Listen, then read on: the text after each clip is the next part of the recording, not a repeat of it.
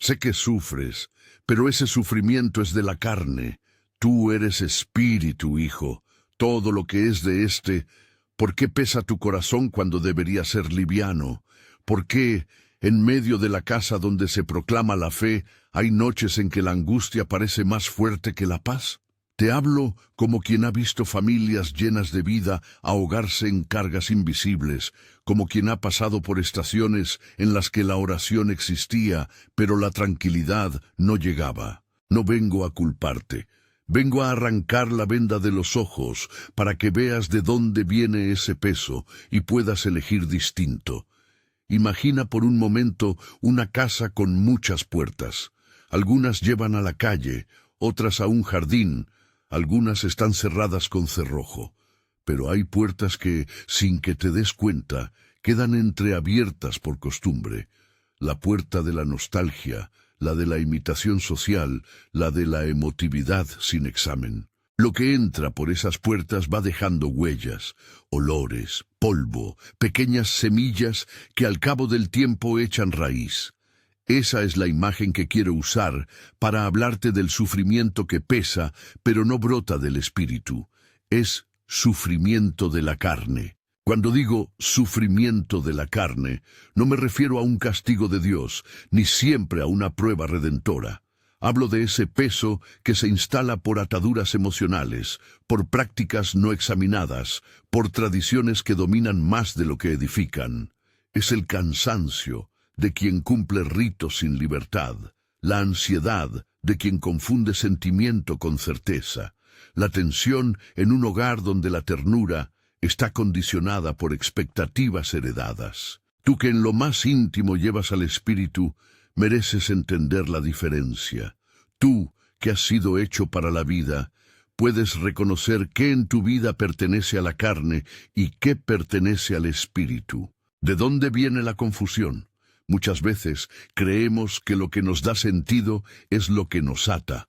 Aprendemos a honrar algo porque siempre estuvo allí, sin preguntar su origen ni su fruto. Las costumbres se convierten en altares, los recuerdos en ídolos, los símbolos en puertas, y lo que se ofrece en esos altares, por inocente que parezca, puede traer consecuencias espirituales y emocionales. No digo que todo sea malo, digo que no todo es neutro. Hay cosas que traen alivio, hay cosas que traen peso, y discernir entre ambas es tarea del espíritu.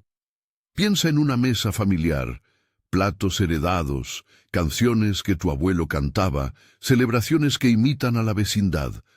Ahora imagina esa misma mesa dominada por una insistente angustia cada vez que llega cierta fecha, por una discusión que se repite, por una esperanza rota que vuelve como un eco. ¿Qué sucede? A veces, sin querer, hemos puesto en el centro no la verdad de la palabra, sino la comodidad de una costumbre. Y las comodidades pueden convertirse en cadenas. Antes de seguir, quiero que hagas un gesto sencillo. Si lo que escuchas hoy toca algo dentro de ti y deseas discernimiento, escribe en los comentarios: Señor, abre mis ojos. No es una demanda vacía, es un ejercicio de humildad para comenzar a pedir luz. Si ya lo has hecho, quédate. Necesitamos que tu oído esté atento. La Escritura nos ofrece principios para separar lo que es del espíritu y lo que es de la carne sin caer en moralismos fríos. No se trata de condenar costumbres ni de señalar manos llenas de memoria. Se trata de preguntar, con valor, por los efectos de lo que hemos honrado. Porque aquello que recibe honra en tu casa determina el ambiente espiritual de tu hogar. Honras algo y abres camino para lo que ese objeto o práctica trae consigo. Paz, confusión, libertad, peso. Quiero detenerme ahora en las raíces. Hay 3 pilares, 3 raíces, que sostienen ese sufrimiento de la carne y que, si no se identifican, continuarán alimentándolo. Los voy a nombrar y describir para que puedas mirar con claridad. Primera raíz: identidad ligada a la costumbre y a la emoción. Hay quienes miden su pertenencia por lo que hacen en fechas o por cómo sienten en ciertos momentos. Si la identidad del creyente se asienta más en prácticas heredadas o en la emoción de una noche que en la palabra viva, entonces cualquier meneo emocional o cualquier desajuste cultural puede convertirse en crisis. La emoción no es mala, es un termómetro, pero cuando la emoción determina la fe se vuelve frágil. Cuando tu centro es la sensación, lo que te hace sentir seguro o amado en el instante, quedas expuesto a altibajos que te hunden. He visto hermanos que, en nombre de mantener tradiciones, sostienen una vida que más parece nostalgia que convicción. No es condena, es llamada a revisar dónde pones tu identidad. Segunda raíz. Puertas abiertas sin examen. Hay prácticas que entran en la casa sin que nadie las analice. Se aceptan porque siempre se ha hecho así, porque es bonito o porque a todos les gusta. Pero no todo lo que entra permanece inocuo. Algunas formas de honra cultural traen consigo historias, relatos y sentidos que moldean la espiritualidad de quienes las practican. Cuando no revisamos el origen y el efecto de lo que incluimos en nuestras vidas, dejamos puertas que permiten influencias que terminan enredándose con nuestra fe. No digo que celebrar o recordar sea pecado. Digo que la falta de discernimiento crea puntos de acceso por donde el peso puede filtrarse hasta invadir el corazón. Tercera raíz. La normalización que anestesia el discernimiento. Vivimos en una cultura que normaliza. Se naturalizan prácticas, se relativizan advertencias, se maquilla la mezcla espiritual con frases como «es solo una tradición» o «no tiene importancia». La normalización es traicionera. Convierte en rutina lo que debería ser sujeto a examen. Cuando toda una generación crece con símbolos mezclados, sin explicación, lo que debería ser motivo de oración y consejo se vuelve costumbre, y costumbre destruye el oído del juicio espiritual. El fruto es una comunidad adormecida, incapaz de distinguir la voz del espíritu del murmullo del mundo. Cada una de estas raíces actúa no de manera aislada, sino en concierto. La identidad atada a la emoción amplifica la puerta que se abre sin examen. La normalización hace que todo parezca natural y nadie pregunte. Y mientras tanto, tú sufres un tipo de fatiga que no siempre entendemos. La sensación de que algo ocupa lugar en tu corazón que no debería ocupar. No es culpa normativa, es resultado de dinámicas que necesitan luz.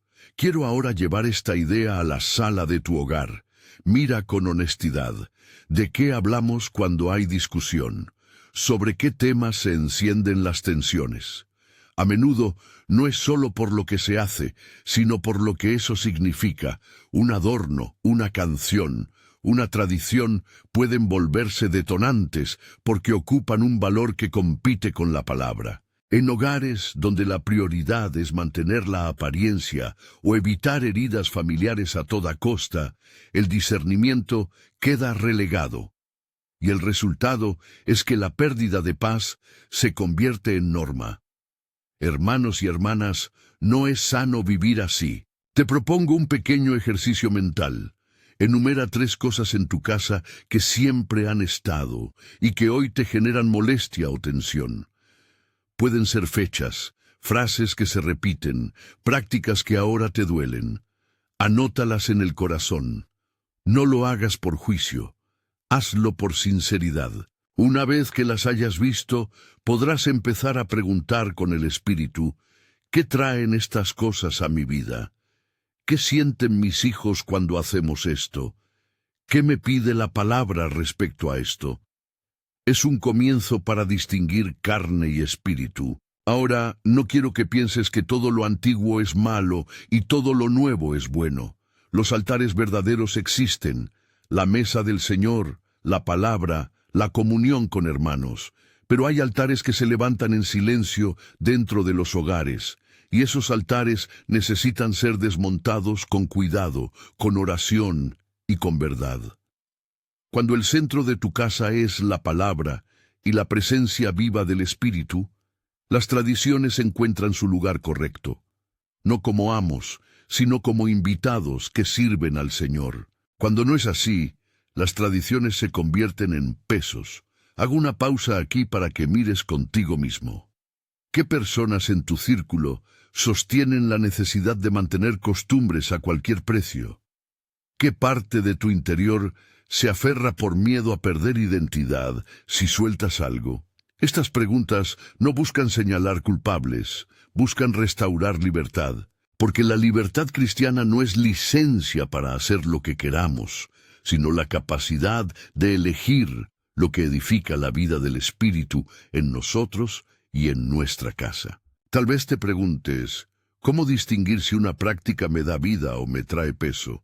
No te daré una fórmula mágica. No prometo que por quitar algo desaparecerá todo. Lo que sí te ofrezco es un criterio. Observa el fruto. La palabra nos enseña a evaluar por fruto.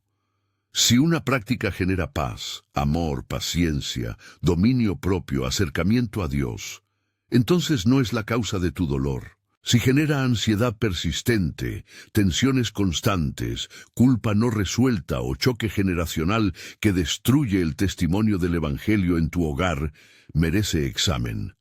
Evaluar fruto implica honestidad y coraje para mirar el propio corazón. Quisiera compartir una imagen que quizás te resulte familiar, el altar doméstico. No me refiero a una estatua o a un objeto visible. Hablo del lugar interior donde colocas lo que gobierna tus decisiones. En algunos hogares, ese altar es la opinión pública. En otros, la preservación de una memoria familiar. En otros, el temor a la soledad. Lo que pones allí determina las consecuencias espirituales.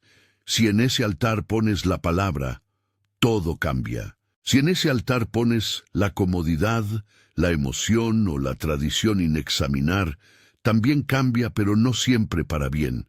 Hasta aquí hemos definido, hemos señalado raíces y hemos hecho que aflore la tensión. Estoy conociendo tu rostro en esta palabra y reconozco la mezcla de valentía y miedo que se despierta cuando hablamos de renuncia y discernimiento. No te pido que saltes sin red. Te pido que empieces a ver. Antes de seguir, déjame mostrarte dos escenas opuestas que ilustran bien lo que digo. La primera es una casa donde, cada cierto tiempo, la familia repite una costumbre sin entrar a preguntarse por su origen. La segunda, una casa donde se reúnen para examinar lo que hacen a la luz de la palabra y de la oración. En la primera, los mismos patrones de tensión vuelven. En la segunda, aparece una dinámica de escucha y libertad. No es que la segunda sea perfecta.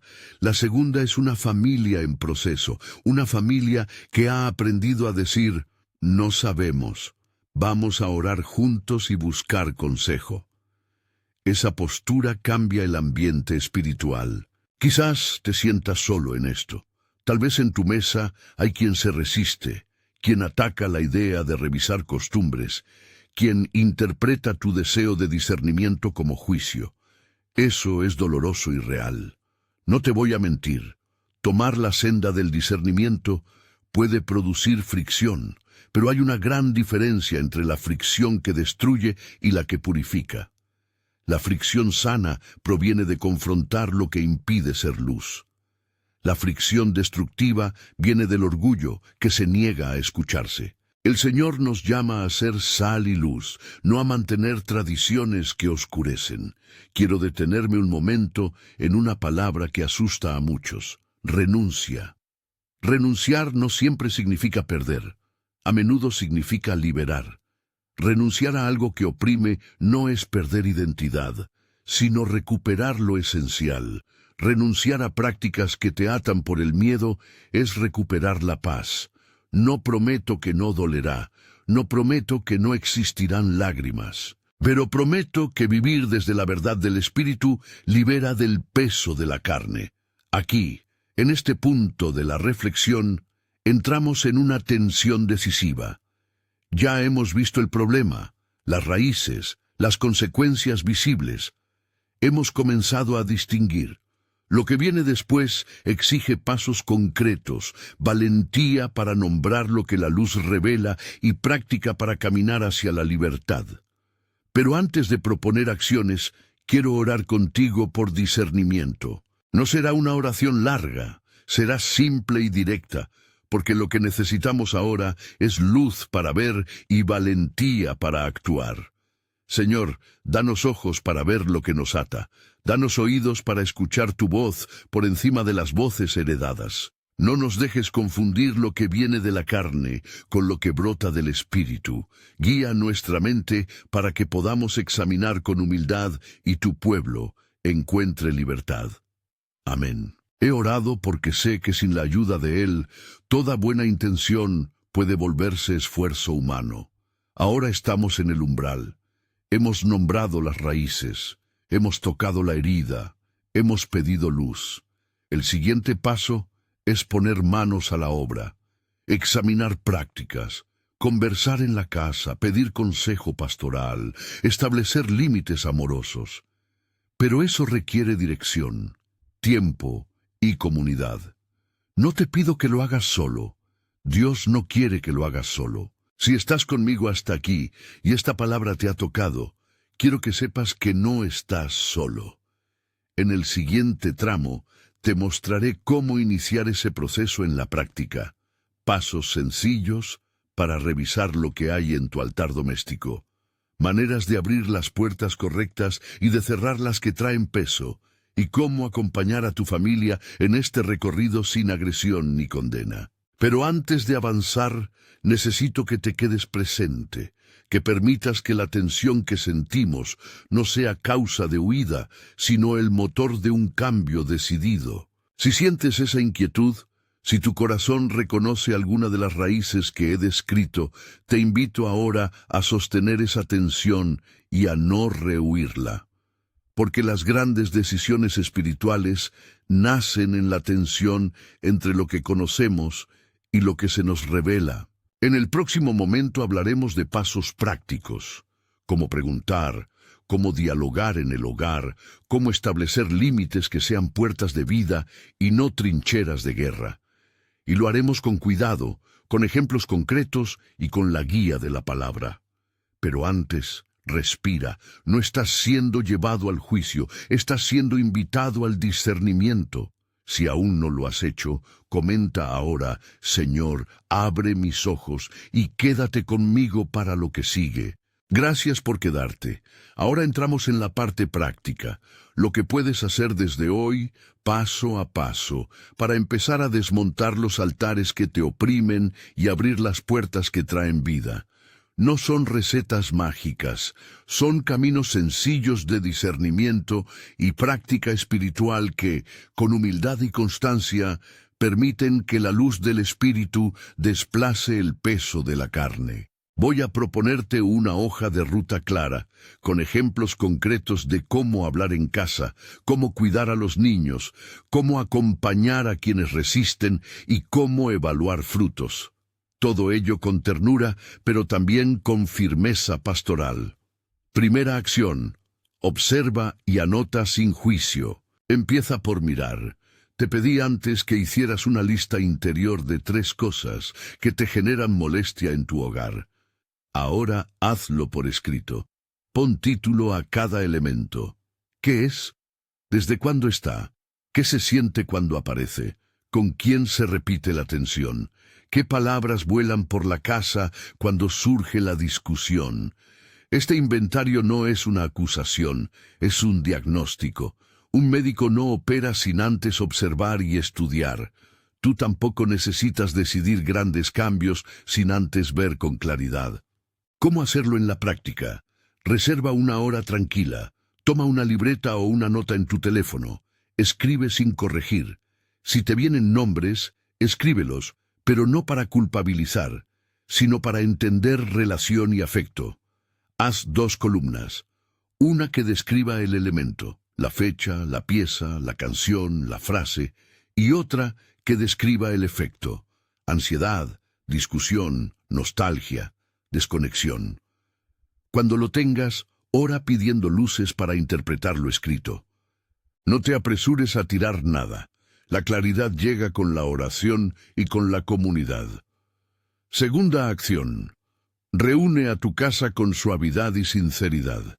No todo se decide a solas. Hay conversaciones que requieren cuidados, ambiente y timing. No conviertas un tema sensible en una conversación pública en la mesa si el corazón no está preparado. Pide un momento. Hemos vivido cosas que me pesan. Me gustaría que hablásemos tranquilos y sin reproches. Si eres pareja, plantea una conversación privada primero.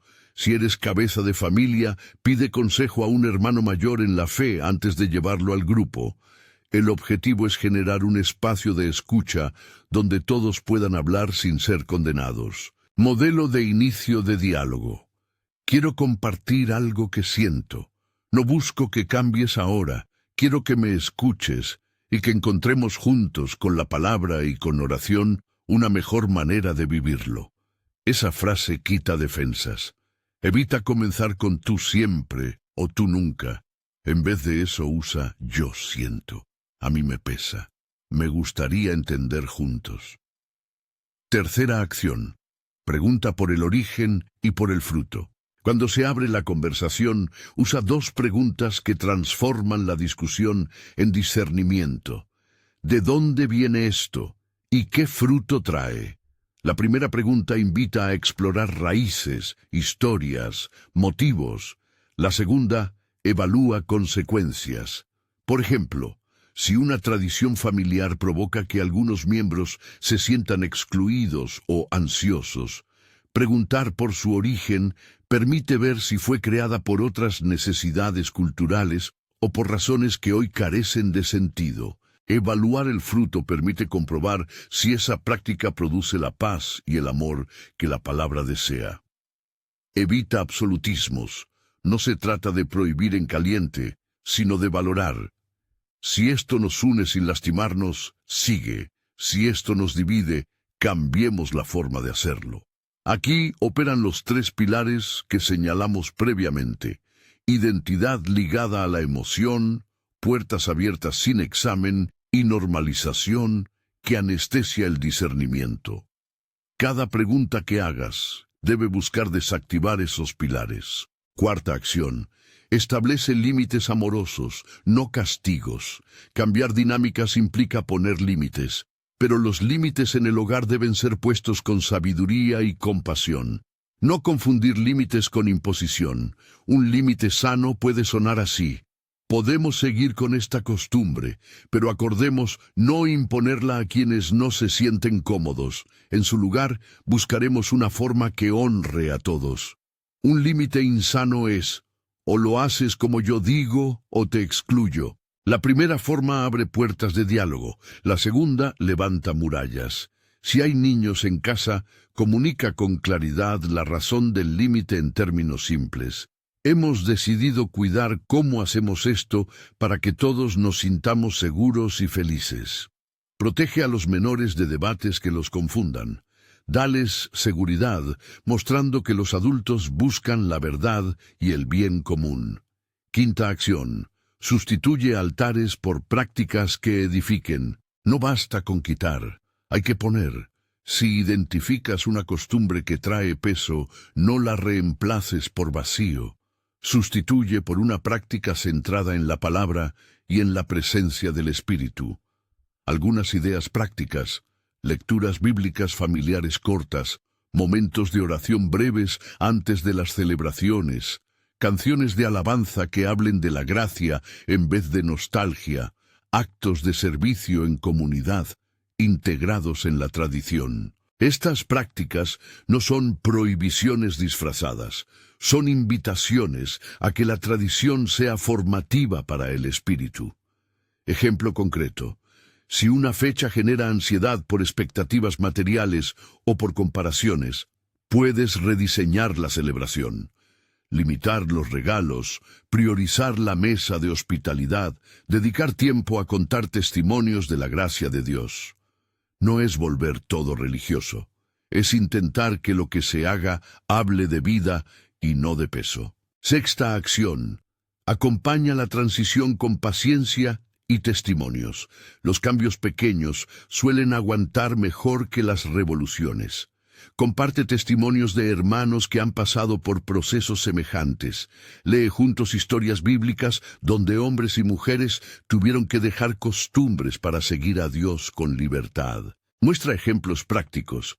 La familia que decidió leer la Escritura antes de cenar y vio cómo las cenas dejaron de ser campo de batalla, o la mujer que pidió a su madre celebrar de manera distinta y descubrió nueva paz. Las historias reales bajan la tensión y muestran que la renuncia puede traer vida. Séptimo paso. Solicita acompañamiento pastoral y comunitario. No te conviertas en juez ni en abogado de tu propio caso sin apoyo. Busca a tu pastor, a un mentor espiritual, a un grupo de oración que conozca tu historia. La comunidad cristiana es esencial para sostener procesos de transformación. Un pastor sabio no impondrá cambios abruptos, sino que acompañará con preguntas, oraciones y sugerencias prácticas. Si la conversación familiar escala a conflicto serio, pide mediación pastoral antes de que el daño se profundice. 8. ¿Cómo hablar cuando alguien se resiste profundamente? A veces, a pesar de la claridad y la humildad, alguien se resiste. ¿Qué hacer? Primero, no previamente asumir que el que resiste está en pecado irreconciliable. Muchas resistencias van de miedo legítimo, dolor por pérdida o defensas por heridas antiguas. Segundo, escucha más de lo que hablas. Tercero, no hagas concesiones que comprometan testimonio o salud espiritual. Busca límites que permitan cohabitar en gracia. Frases útiles para cuando te enfrentas a resistencia. Entiendo que esto te duele, no busco quitarte lo que amas, quiero que encontremos juntos cómo hacerlo sin que nadie salga herido, o sé que hay cosas que vienen de tu historia y no quiero arrancarlas sin cuidado. Propongo que pidamos consejo a alguien que conozca ambas posiciones y oremos juntos. Evita sermonear. Entrega tu postura con humildad y con la convicción de que la palabra debe hablar en amor. Noveno paso. Cuida la generación siguiente. Los niños aprenden más por lo que viven que por lo que se les dice. Si decides ajustar prácticas, piensa en ellos. ¿Cómo explicarles sin asustarles? ¿Cómo ofrecerles rituales que formen su fe? Evita transmitirles el peso adulto como si fuera suyo. Introduce lecturas adaptadas. Canta con ellos canciones que hablen de esperanza. Convierte las tradiciones en lecciones de gratitud y servicio. Si uno de los pilares es la normalización que anestesia el discernimiento, entonces el contrapeso es el cultivo de la conciencia espiritual desde la infancia. Décimo paso. Evalúa el fruto a lo largo del tiempo. No esperes cambios drásticos de la noche a la mañana. Establece fechas para evaluar, 1 mes, 3 meses, 6 meses. Observa si la tensión ha disminuido, si las discusiones se repiten o si la paz ha entrado poco a poco. Habla con tu pareja, con aquellos que te acompañaron en el proceso y con el pastor. Evalúa con honestidad y con espíritu de corrección. Si algo no está dando fruto, pregunta si fue la forma, el tiempo o la motivación lo que falló. Ajusta sin desanimarte. Algunas prácticas espirituales que ayudan a sostener la transición. Lectura breve y focalizada de la palabra en familia. No para imponer, sino para centrar la vida. Elige pasajes que hablen de amor, servicio y libertad. Una noche mensual de examen. Preguntar en familia qué los hizo sentir cerca de Dios y qué los alejó. Oración por discernimiento en comunidad. Pide que un grupo ore por sabiduría antes de cambios mayores. Ayuno breve cuando sientas que necesitas claridad. Si tu fe lo permite y tu salud lo aconseja, el ayuno sostenido con oración puede ayudar a distinguir voz propia de voz heredada. Testimonio compartido. Invitar a un hermano que haya vivido liberación de costumbres para que comparta no con juicio, sino con ejemplo. ¿Qué hacer si la tradición en cuestión está ligada a personas que ya no están presentes? A veces el altar que pesa es la memoria de alguien fallecido. El dolor puede transformar una tradición en lealtad a la ausencia. En esos casos no se trata de borrar la memoria, sino de honrarla de otra manera. Puedes crear un acto de memoria que no oprima, una carta, un momento privado de recuerdo, una ofrenda en su nombre que sirva a otros. Pregúntate, ¿mi lealtad a esa persona me acerca más a Dios o me ata a un pasado que me impide vivir la libertad del Evangelio? La respuesta no borra el amor, pero puede pedir reubicación afectiva. ¿Cómo actuar cuando la tradición implica elementos que objetivamente producen daño? Si detectas que una práctica produce daño físico, emocional o espiritual severo, actúa con protección. Prioriza la integridad de los más vulnerables. Busca ayuda profesional, consejería, terapia, si hay heridas profundas. No confundas la paciencia con la permisividad frente a abuso. Cualquier signo de manipulación, violencia o daño reiterado requiere intervención firme, no solo diálogo. Pequeños guiones para conversaciones difíciles. Con un padre o madre que resiste, mamá, papá, entiendo lo importante que es esto para ti, lo valoro mucho. Yo, sin embargo, vivo una tensión que me pesa, y quiero encontrar una manera en que los dos nos sintamos respetados. ¿Podemos buscar juntos una solución que nos honre a los dos? Con una pareja que teme perder identidad. Amor, no quiero que sintamos que perdemos quiénes somos. Quiero que encontremos una forma que respete tu historia y también permita que los hijos o la casa no sufran. ¿Probamos por un tiempo con cambios pequeños y vemos cómo nos va? Con hermanos de la iglesia, no busco polémica, busco que la comunidad no pierda su testimonio. Podemos conversar en un pequeño grupo y pedir al Espíritu que nos guíe. Testimonios de vida, historias de cambio que no destruyeron sino liberaron. Déjame contarte 2 escenas que he presenciado. La primera, una familia que siempre había hecho una celebración que, año tras año, acababa en peleas por expectativas. Decidieron un año replantearla. Redujeron regalos, se comprometieron a una cena de servicio y pidieron a cada miembro que compartiera un momento en que había visto la gracia de Dios. No todo fue perfecto. Hubo resistencia. Pero al cabo de 3 años, la tensión se redujo y los hijos crecieron con menos ansiedad y más gratitud. La segunda escena. Una mujer que había heredado una práctica que le generaba culpa persistente. Empezó a orar y a hablar con su pastor. No tiró todo de inmediato, inició un proceso de paso a paso. Primero reubicó la práctica fuera del centro de la casa, luego explicó a la familia por qué y propuso un nuevo acto para recordar a los antepasados que hablara de esperanza en lugar de imposición. La familia aceptó lentamente. Ella no perdió su historia, la restauró. Estas historias no son promesas de solución automática, sino ejemplos de que la labor de discernimiento trae fruto cuando se camina en comunidad y con paciencia. Cuidado con 2 peligros comunes, el perfeccionismo espiritual y la indiferencia. El perfeccionismo espiritual te empuja a juzgar y a exigir cambios rápidos para probar tu santidad. No caigas en eso. La evidencia de espiritualidad no es prohibir todo lo que no sea idéntico a tu ideal, sino vivir en libertad y amor. La indiferencia, por otra parte, consiste en no examinar nada por miedo a romper la paz. Ambos extremos dañan. Tu tarea es caminar en la tensión entre convicción y caridad.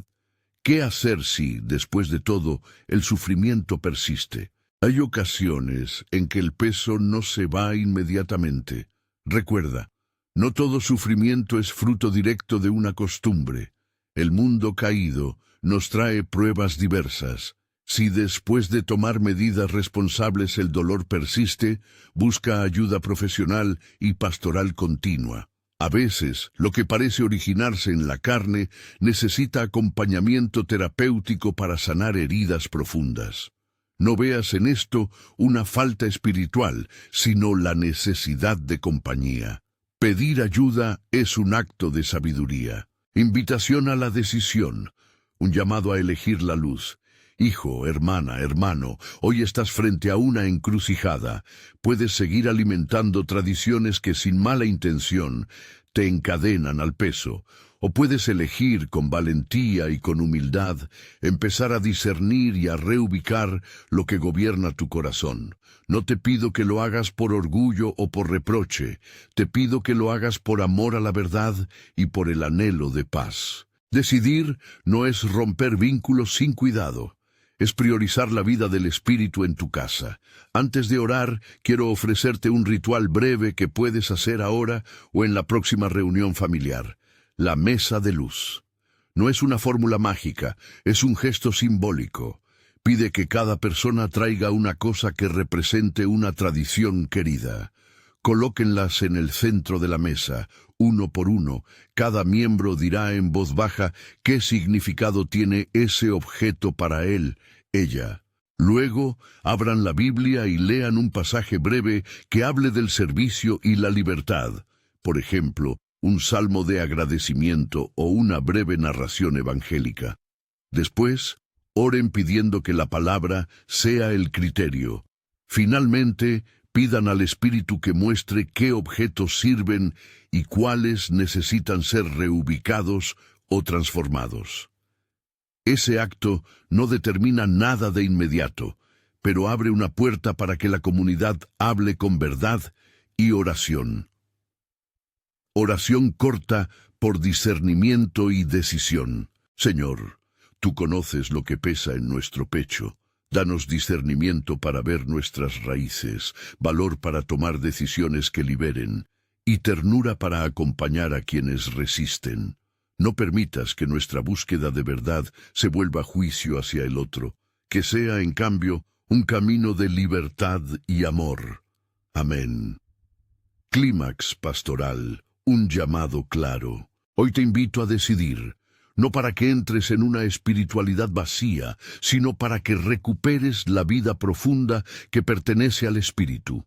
Si has identificado ya alguna de las 3 raíces en tu casa, identidad ligada a la emoción, puertas abiertas sin examen, normalización que anestesia, toma hoy una acción concreta. Anota lo que vas a pedir que se revise, convoca a quien debe estar en la conversación y pon una fecha para ese diálogo. La decisión no es un salto heroico, es un paso pequeño y sostenido hacia la verdad, bendición y acompañamiento. Que el Señor te dé sabiduría, paciencia y ternura. Que su Espíritu abra tus ojos para ver lo que te ata y al mismo tiempo te dé valentía para amar en la libertad. Recuerda que no te dejo solo, busca la comunidad, habla con tu pastor, comparte tu paso con hermanos que caminan en la verdad. No es camino de condena, sino de restauración. Si este mensaje ha tocado tu corazón, te pido un favor sencillo, suscríbete al canal y comparte este video con alguien que necesita luz en medio de la confusión. Comparte también en los comentarios lo que has decidido. Escribe: Señor, abre mis ojos si hoy pides discernimiento, y si ya has dado un paso, escribe brevemente qué hiciste. Compartir tu experiencia no solo te sostiene, sino que ayuda a otros a dar su primer paso. Hoy hemos dicho con claridad: sé que sufres, pero ese sufrimiento es de la carne. Tú eres espíritu, hijo. Todo lo que es de este mundo no define tu identidad. Camina en esa verdad, con misericordia, con prudencia y con la comunidad como sostén. Que la paz del Señor acompañe tu decisión y que su luz guíe cada puerta de tu casa. Amén.